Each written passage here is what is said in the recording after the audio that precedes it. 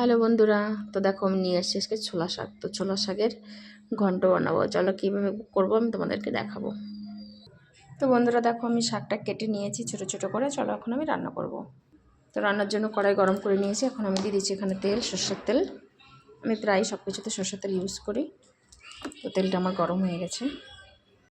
তেলটা গরম হয়ে গেছে, এখন আমি এখানে দিয়ে দিচ্ছি কাঁচা লঙ্কা আর রসুন।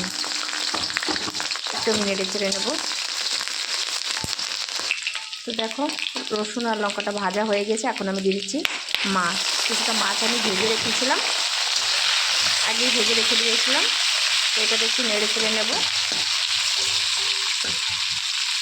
এখন আমি দিয়ে দেবো এখানে এই শাকটা আমি কেটে রেখেছিলাম, সেই শাকটা।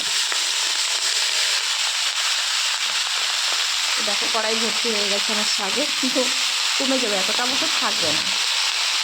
ভালো করে নেড়ে চেড়ে নেব। তো দেখো কতটা কম হয়ে গিয়েছে, এখন আমি দিয়ে দেবো এখানে হলুদ আর দিয়ে দেবো লবণ।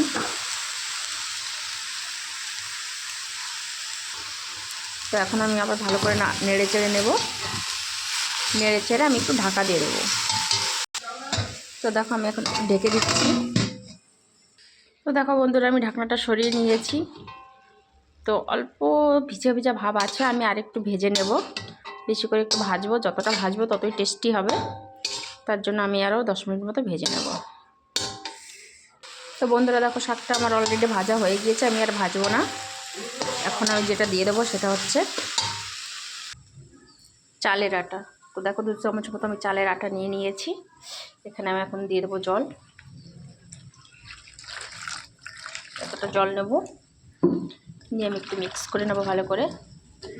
এটা শুকনোটা ছিল, তোমরা কাঁচাও বেটে দিতে পারো বা মিক্সি করেও দিতে পারো। আমি শুকনো চালের আটাটা দিয়েছি।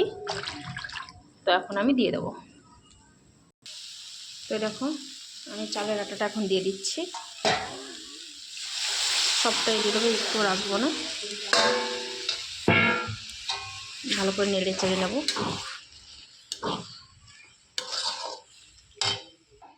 তো দেখো বন্ধুরা আমি চালের আটা দিয়ে ভালো করে নেড়ে চেড়ে নিচ্ছি।